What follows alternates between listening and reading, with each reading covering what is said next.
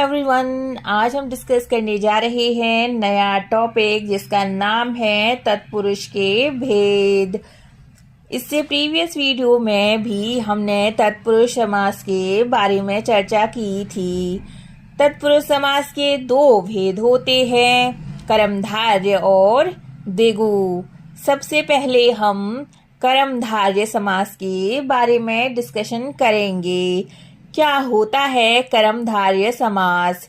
कर्मधारय समास में पहला पद विशेषण तथा दूसरा पद विशेष्य होता है, या फिर एक पद उपमान और दूसरा पद उपमेय होता है।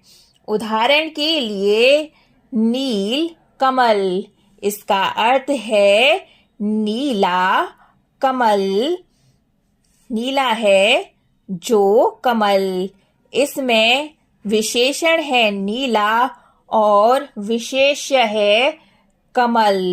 उसी प्रकार दूसरा शब्द है नीलांबर, जिसमें विशेषण है नीला और विशेष्य है अंबर। इसका विग्रह कुछ इस प्रकार है, नीला है जो अंबर।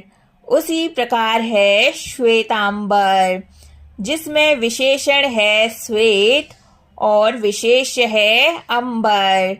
इसका विग्रह है श्वेत है जो अंबर। उसी प्रकार समस्त पद है महाराजा, इसमें विशेषण है महा और विशेष्य है राजा।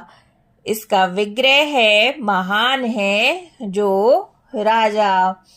उसी प्रकार उपमेय और उपमान कर्मधारय कुछ इस प्रकार हैं।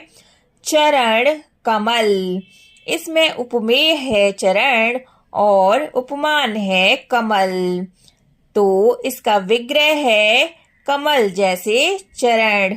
उसी प्रकार है चंद्र मुख, जिसमें उपमेय है मुख और उपमान है चंद्र, और इसका विग्रह है चंद्र रूपी मुख।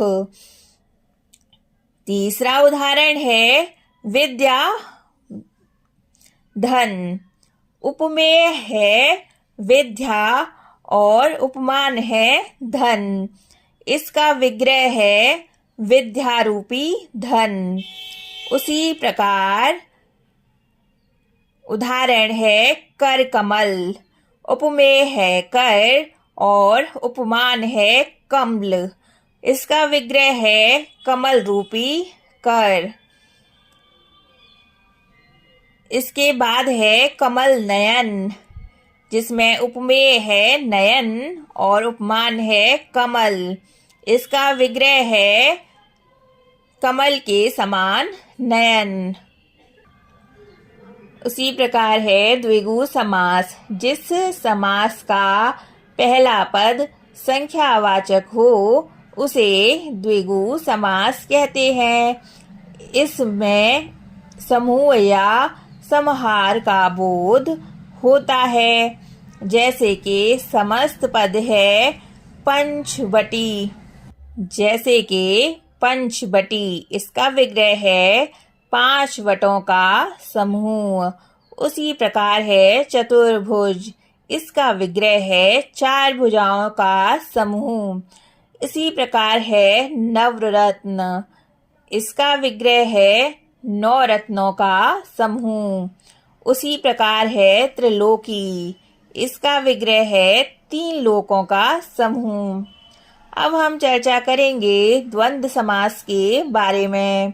जिस सामासिक शब्द के दोनों खंड प्रधान हो तथा विग्रह करने पर जिनके बीच में और या अथवा या एवं लगता हो, वे द्वंद्व समास कहलाते हैं। जैसे कि काम क्रोध, इसमें आप देख सकते हैं काम और क्रोध। उसी प्रकार है दाल भात, दाल और भात। उसी प्रकार है भला बुरा, भला और बुरा। उसी प्रकार है जन्म मरण, जन्म और मरण।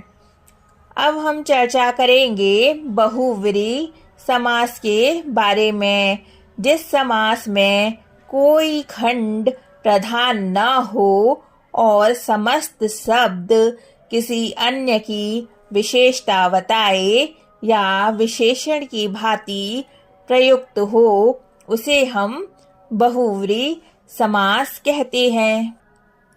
जैसे कि समस्त पद है दशानन, इसका विग्रह है दस है आनन जिसके, अर्थात रावण। उसी प्रकार समस्त पद है लंबोदर, जिसका विग्रह है लंबा है उदर जिसका, गणेश। उसी प्रकार समस्त पद है त्रिनेत्र, जिसका अर्थ है तीन नेत्र हैं जिसके, अर्थात शंकर।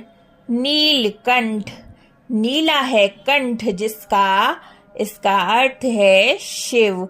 उसी प्रकार विषधर, इसका अर्थ है विष को धारण करने वाला, अर्थात शिव।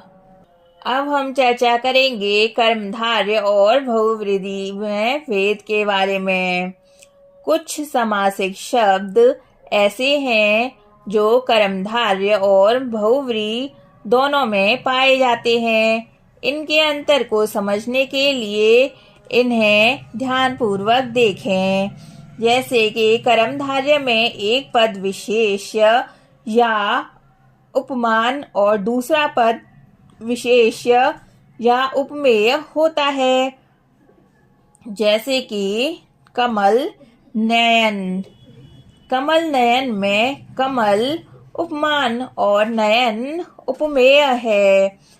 दूसरा है पीतांबर, पीतांबर में पित विशेषण और अंबर विशेष्य है। पीला है जो अंबर, वही पीतांबर।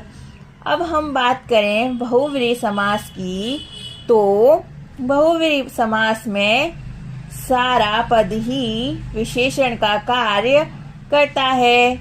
जैसे कि कमल नयन, कमल जैसे नयन है इसके, अर्थात कृष्ण।